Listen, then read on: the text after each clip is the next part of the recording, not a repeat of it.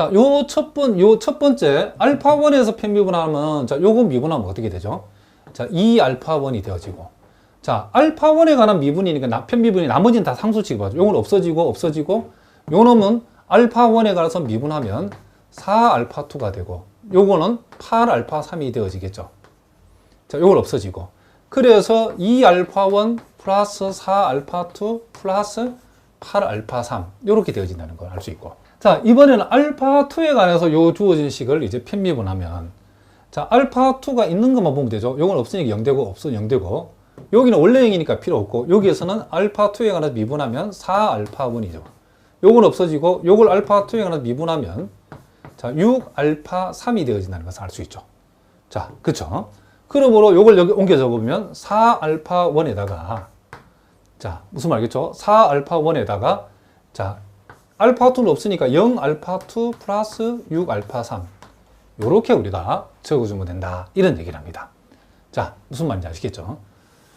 자, 그 다음에 이제 우리가 알파3에 관해서 편미분하시오라고 하면, 자, 요거는 0되고, 요거는 뭐죠? 2알파3이 되어지겠죠. 여기서는 없어지고, 여기에서는 8알파1이 되어지고, 여기에서는 6알파2가 되어지죠. 그래서 순서로 적어보면 8알파1, 그 다음 6알파2, 그 다음 2알파3 이렇게 되어지죠. 자, 무슨 말이겠죠? 그러면 이제 우리가 요 부분을 우리가, 자, 선생님 여기다 한번 적어보겠습니다. 요거를 이제 우리가 다시, 자, 정리를 해보니까 어떤 결과가 나오냐면, 자, 요 숫자만 적어보면 2하고 4하고 8하고 4하고 0하고 6하고, 자, 8하고 6하고 2하고 끄집어내면 요게 결국 알파1, 알파2, 알파3 요런 모양이 되어진다는 것을 우리가 알 수 있죠. 그쵸? 자, 요게 요렇게 되어진다. 그러면 이제 요거를 우리가 행렬 A하고 비교해 봤더니 요게 행렬 A죠. A하고 비교했더니 요 행렬 A를 지금 2배 한 모양이라는 것을 우리가 알 수 있죠. 요 행렬 A를 여기 2배 했죠. 그러니까 우리 요것을 우리가 2A라고 이렇게 적을 수 있겠죠. 그리고 요 벡터는 원래 알파였으니까 이렇게 되어지는 알 수 있죠.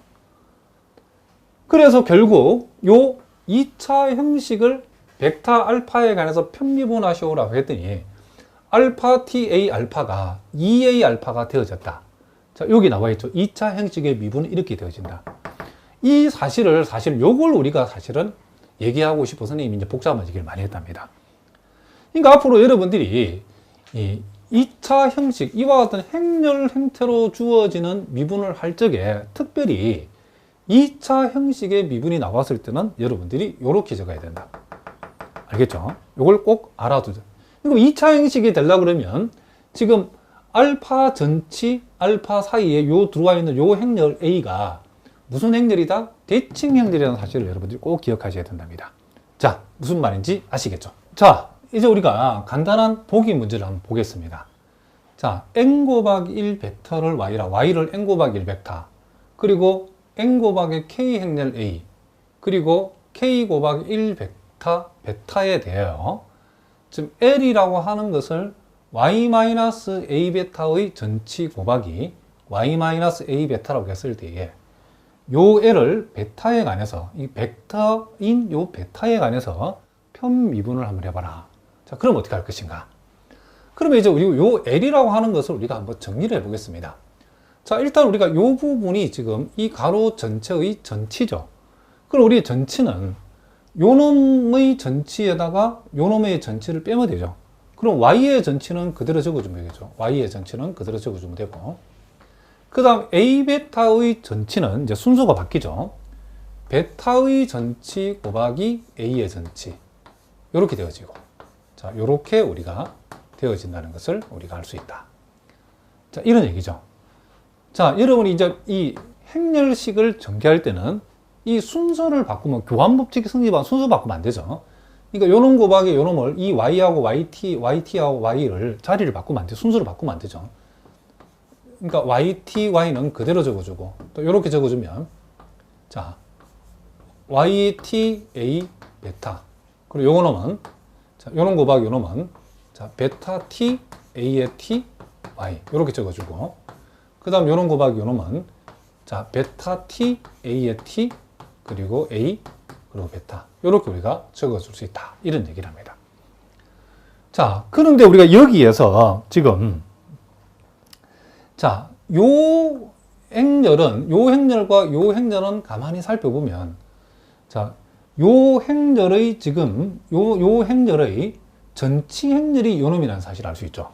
무슨 얘기냐면, 여기에서 YTA 베타라고 하는 것의 우리가 전치 행렬을 내게 되면, 자, 베타 T 뒤에서부터 A의 T 그리고 Y가 되어진다는 것을 우리가 알 수 있죠. 그러면 지금 요 부분이 지금 요 놈을 가리키고 요 부분이 지금 요 놈이죠. 그쵸? 놈.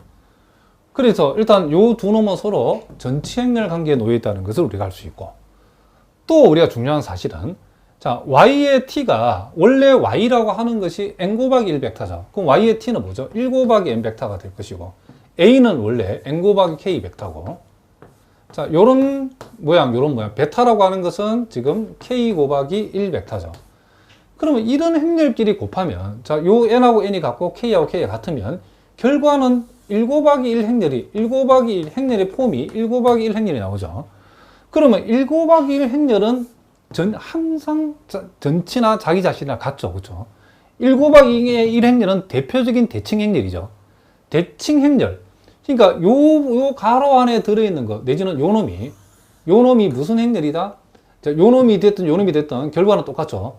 요 놈을 우리가 분석해봐도 역시 요는 베타의 t라고 하는 것이 1 곱하기 k가 되어지고, a의 t라고 하는 것은 k 곱하기 n이 되어지고, 그리고 y라고 하는 것이 지금 n 곱하기 1이니까 요렇게 곱한다 하더라도 역시 결과적으로는 1 곱하기 1 행렬이 되어지죠. 그러니까 어쨌든 이게 대칭 행렬이라는 것을 우리가 알 수 있다 하는 거죠. 그럼 아까도 선생님이 얘기했지만은, 자, 요 놈이 대칭렬이다. 또는 요 놈도 대칭렬이죠. 대칭 행렬의 전치는, 그쵸? 뭐와 같다? 자기 자신과 같다겠죠. 그쵸? 자기 자신과. 그러니까 지금 우리는 요렇게 우리가 얘기할 수 있다는 거죠. 자, 요 놈의 전치가 요 놈이다면 요것은 뭐와 같냐면 자기 자신인 Y의 T, A, 베타. 그러니까 요 놈을 우리가 기준으로 얘기했던 요 놈이 대칭 행렬이면 대칭 행렬의 전치 행렬은 자기 자신하고 같다는 거죠. 그리고 요 놈하고 요 놈은 서로 대칭 관계에 놓여 있기 때문에 요 놈하고 요 놈이 원래 같은 거고, 요 부분하고 요 부분은 원래 같은 거고, 그리고 요것이 지금 뭐다? 대칭 행렬이면 요 놈은 다시 자기 자신하고 같기 때문에 결국 얘나 서로 같다는 얘기죠. 스님 이 얘기를 하고 싶은 거죠. 요 두 놈이 서로 어떻다? 같다. 그러면 Y의 T에다가 Y에다가 결국 요 놈의 두 배로 적어 보겠습니다. 두 배의 베타 T, A의 T, 자, Y가 되어지고, 자, 베타 T에다가 A의 T, A, 베타, 요렇게 우리가 적을 수 있다. 이런 얘기를 합니다. 자, 그런데 아까도 얘기했지만 이제 여기 선생님 요걸 이제 하나로 봤을 때에, 자, 어떤 행렬의 전치와 자기 자신의 곱은 항상 요건 무슨 행렬이다? 그렇죠? 대칭 행렬이다라고 했죠. 그렇죠? 대칭 행렬. 그리고 대칭 행렬을 가운데 두고 벡터, 지금 여기서 k 곱하기 1 베타죠. 그렇죠? 베타의 전치와 베타를 이렇게 앞뒤로 곱해는 이런 행식을 우리는 뭐다? 요걸 우리가 2차 행식이다라고 하는 것을 우리가 알 수 있죠. 그러면 이것을 염두에 두고 이제 따라서 우리가 L을 베타에 관해서 편미분하라고 하면 일단 요것은 그쵸? 이 베타 입장에서는 아무 상관이 없는 행렬인 경우는 없어진다 보면 되죠. 그러면 요것은 우리가 여기 지금 베타 t가 지금 베타가 여기 하나 있기 때문에 요 부분은 미분하면 없어진다라고 이런 생각하시면 되죠. 그러면 남는 것은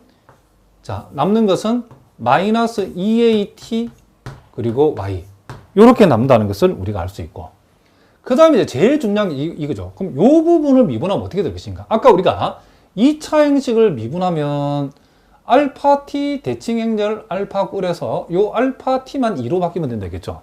그럼 여기서도 베타 t 대칭 행렬 베타 꿀에서 요 베타 t만 뭘로 바뀌면 된다? 그렇죠. 2로 바뀌면 되죠. 그래서 요것은 2 a의 t a 베타 요렇게 우리가 미분하면 되어진다는 것을 우리가 알 수 있다. 이런 얘기죠. 그러니까 요 2차 형식을 어떻게 미분하는가, 이거 대단히 중요해요. 요 부분을 우리가 미분하는 것을 이렇게 쓴다는 걸 알고 있어야 지금부터 선생님 하는 얘기를 여러분이 이해할 수 있다. 이런 얘기를 합니다. 자, 여기까지를 이제 우리가 기초로 해가지고 이제 세오럼 31에 나와 있는 행렬을 이용한 우리가 최소 자성 추정량을 우리가 한번 생각을 해보겠다. 이런 얘기를 합니다. 자, 우리가 선생님 앞에서 단순 회귀 모형인 경우에 우리가 회귀 모형 i를 우리가 자, 요 알파, 베타, 우리가 xi, epsilon i 이렇게 우리가 적었죠. 자, 거기에서는 여러분들이 크게 혼동할 염려가 없어서 선생님이 요 회귀, 그쵸? 회귀 모형에서 요 놈 알파로 잡고 베타로 잡았는데 책에 따라서는 요것을 요 알파 대신에 베타 제로, 요 베타를 베타 1, 자, xi, epsilon i 요렇게 우리가 잡는 책도 많이 있죠.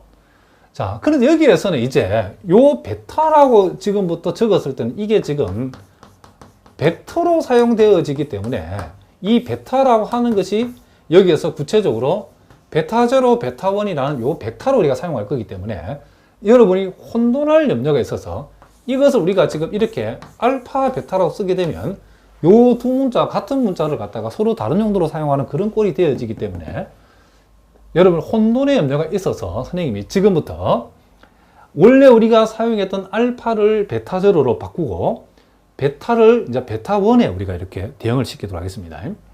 자, 뭐라고요? 지금부터 내가 선생님이 베타 제로라고 쓰는 것은 원래 우리가 알고 있는 알파고 베타 1이라고 쓰게 되면 원래 우리가 알고 있던 베타다라고 여러분 생각하시면 되겠죠. 그러면 예를 들어서 우리가 알파 햇은 우리가 뭘로 바뀌겠죠? 그러면 당연히죠.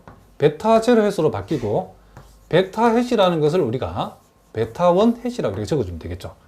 또 실제적으로 우리가 이제 다중회귀 모형에서는 이제 요 항이 늘어나기 때문에 베타 제로, 베타 1 이렇게 순번대로 쓰는 게 숫자로 베타 1, 베타 제로, 베타 1, 베타 2 이렇게 베타로 쭉 적어주는 게 혼돈할 염려가 없답니다. 어쨌든 간에 자, 요건 여러분들이 선생님이 여러분 혼돈하지 말라고 얘기한 거고 어쨌든 우리가 앞에서 우리가 대수적으로 다 이 알파 햇, 여기서 이제 베타 제로 햇이죠. 이 베타 제로 햇은 그 대수적으로 우리가 이 베타 제로 햇의 요 회귀 개수의 값은 요렇게 우리가 추정되어진다라고 우리가 증명을 했고, 베타 1 햇, 우리 앞에서 봤던 베타 햇이라고 하는 것은 요렇게 되어진다라고 이미 우리가 공부를 했답니다. 그러면 이제 우리가 행렬을 이용해서 우리가 최소 자성 추정량을 구한다는 것은 결론은 이거랍니다. 결론은 여기에. 여러분 나와 있는 거. 우리가 이 최소 자성 추정량을 우리가 베타 햇, 여기서 말하는 베타 햇이라는 것은 베타 제로 햇과 베타 1 햇을 이렇게 둔 이게 일종의 그죠? 2 곱하기 1짜리 벡터를 나타낸다는 거죠. 그러니까 요거 베타 제로과 베타 1을 동시에 표시하는 벡터인데 이 결과는 뭐다? 자, 행렬 x가 이제 뭔지 나중에 설명하겠지만 행렬 x의 전치에다가 x를 곱한 값의 지금 역행렬을 구한 값에다가 다시 x의 전치와 y를 곱한 값 요렇게 계산한다 이런 얘기죠. 그러면 이제 우리가 여기에 주어지는 요 행렬을 이용한 이게 최소자성 추정량을 구하는 이 행렬로 표시된 이 결과물은 우리가 나중에 이제 우리가 다중회귀 모형에 들어갔다 그때는 이제 우리 추정해야 될 회귀 개수가 베타 제로 햇도 있고 자 베타 1 햇도 있고 이제 하나가 더 늘어나는 경우는 베타 2 햇도 있겠죠. 이거를 구하라 할 때도 공식은 똑같다는 거죠. 만약에 다중회귀 모형이 주어졌는데 우리가 구해야 될 회귀 개수가 이렇게 베타 3회까지 4개가 되어진다 해도 구하는 공식은 똑같다는 거죠. 그러니까 우리가 단순 회귀 모형이든 이제 항이 하나 늘고 항이 하나 더 늘더라도 무슨 말이겠죠? 우리가 행렬을 이용하는 공식은 동일하다는 것을 알 수 있죠. 이게 만약에 여러분 대수적으로 접근하면 우리가 지금 구한 이 공식 외에도 자, 이 공식을 각각의 구하는 공식이 또 다른 모양으로 또 나타난답니다. 또 4개가 되면 우리가 뭐 3개만 돼도 우리가 도저히 대수적으로는 접근하는 게 거의 불가능할 정도로 복잡하답니다, 식이. 그래서 근본적인 방법은 우리가 행렬로 접근하는 방법이 중요하기 때문에 선생님 여기에서 행렬을 이용한 최소 자성 추정량을 우리가 어떻게 구하고, 그리고 그 구한 결과가